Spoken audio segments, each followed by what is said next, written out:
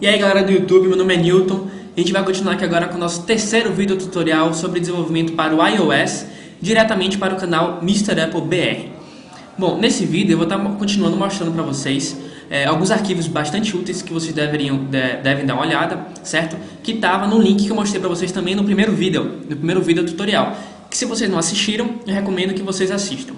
Bom, esse vídeo daqui eu vou estar mostrando para vocês, por exemplo, esse documento que é o Event Handling iPhone OS. Esse documento ele te mostra como você deve lidar com eventos, como por exemplo, se a pessoa tocar na tela, por exemplo, aqui, essa imagem daqui ela ilustra muito bem. Por exemplo, primeiro a pessoa toca na tela, segundo ela toca com o segundo dedo, terceiro ela faz uma ação, move os dedos e quarto ela retira os dedos da tela. Então o iPhone percebe cada movimento desse, certo? E te diz em tempo real cada coisa que está fazendo. Por exemplo, se o usuário clicou apenas com um dedo, um clique, ele vai dar essa informação. Se o usuário clicou com um clique e não tirou o dedo, depois colocou o segundo, e ele vai te dar essa informação também, dizendo aonde está. Então, isso é bastante útil, certo? Para o desenvolvimento do seu aplicativo, porque você vai saber se o usuário ele deu um clique, deu dois cliques, ou se ele segurou o aplicativo, deu um clique e manteve o dedo, ou se ele arrastou, por exemplo, o Pinch para dar um zoom na imagem, e etc. Outra página bastante importante aqui nesse tutorial, nesse PDF, é a página 35. Essa página ela te mostra aqui a diferença exatamente que eu estava falando. Quando ele dá um clique na tela, o User Interface ele reconhece que foi um tap, ou seja, um toque, manda a mensagem de ação para o alvo e aí você faz o que você quiser. Mostra uma imagem, manda um e-mail, faz alguma coisa. Outra coisa, outra parte diferente é o pinch gesto, que é o gesto que você utiliza para poder dar um zoom em alguma imagem ou na tela, alguma coisa. Então, à medida que você dá os passos que a gente falou, que eu falei no início, você clica com o dedo, clica com o segundo, toca com o dedo, toca com o segundo e arrasta, cada vez que você faz uma ação diferente, o método aqui, ele vai te mandando informações, certo? E aí você tem que tratar essas informações para você saber o que a pessoa fez. Cada vez que a pessoa for afastando o dedo um do outro, ele vai mandando informação. E aí você vai dando mais zoom na tela ou não. Então é assim que funciona, por exemplo, como que você toca na tela, como que você reage quando o usuário toca na tela. Outra página importante, por exemplo, que eu queria mostrar para vocês aqui, é como você, essa página aqui, a partir do vídeo da página 54, ela te mostra como você deve interagir com o acelerômetro. O acelerômetro que a Apple utiliza, ele tem três eixos, que é o eixo X, o eixo Y, certo? E o eixo Z. Então, lembrando, no caso para quem não sabe, o acelerômetro, ele mede a aceleração que você tem no seu dispositivo. Então, se você pega o iPhone e sacode ele, por exemplo, nessa direção, ele vai detectar uma aceleração no eixo X.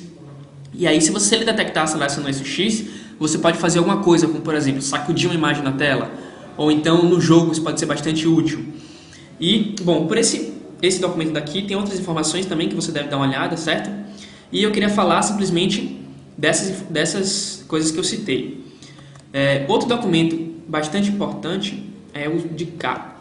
Esse documento daqui, ele te mostra, certo? O fundamento do Cocoa. O Cocoa é uma outra linguagem que a Apple utiliza também para poder complementar o Objective-C.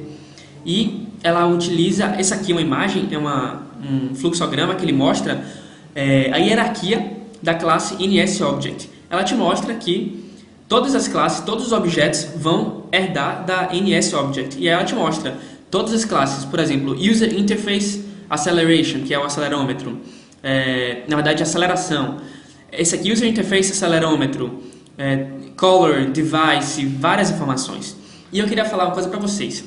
Bom, quando você cria um aplicativo, por exemplo, que precisa pegar informação do usuário do seu iPhone, por exemplo, você deveria evitar o máximo que o usuário entre com dados no iPhone, porque o teclado não é tão bom quanto um teclado de computador, por exemplo. Não é tão confortável você digitar textos grandes. Então você poderia pegar essa informação diretamente do Address Book, que é um aplicativo que já vem, que o usuário provavelmente, antes de usar o seu aplicativo, ele já usou esse aplicativo, o Address Book, e já preencheu ele com os dados próprios. Então, para você pegar esses dados do Address Book, não é simplesmente ir acessar.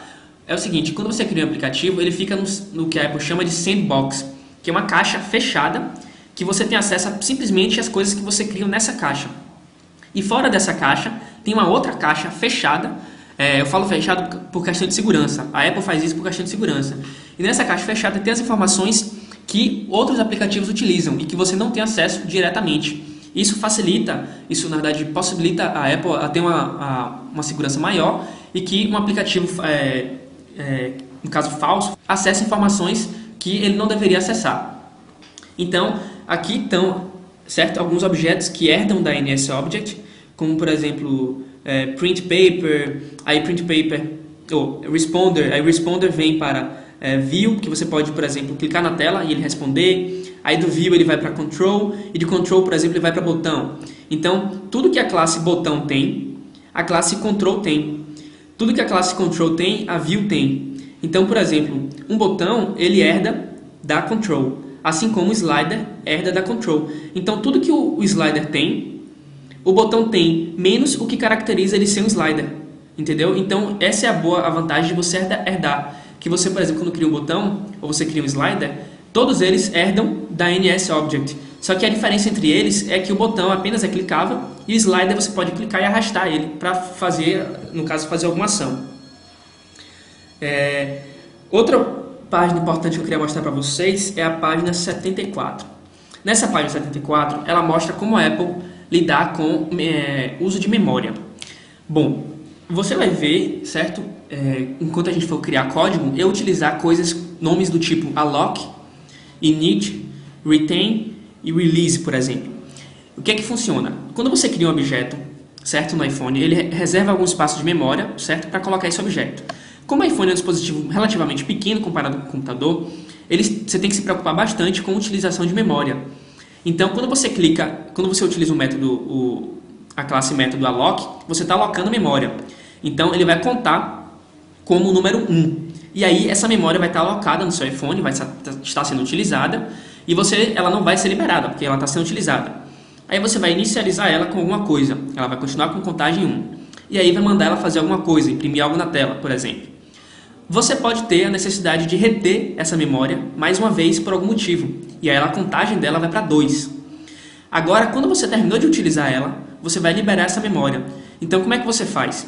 Você vai dar um release, aí a contagem dela vai descer para 1, e depois você vai dar outro release para a contagem descer para 0. Esse segundo release, como o gráfico mostra, ele está se referenciando ao primeiro alloc que você deu.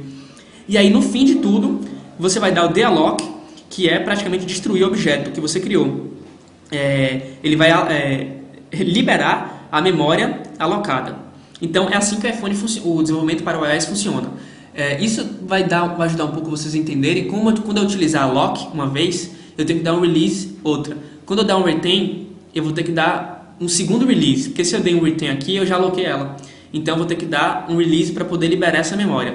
E isso serve para você manter controle de quantas vezes você está alocando o objeto, ou retendo ele, para saber quantas vezes você vai ter que dar o release, para saber quantas vezes você vai liberar.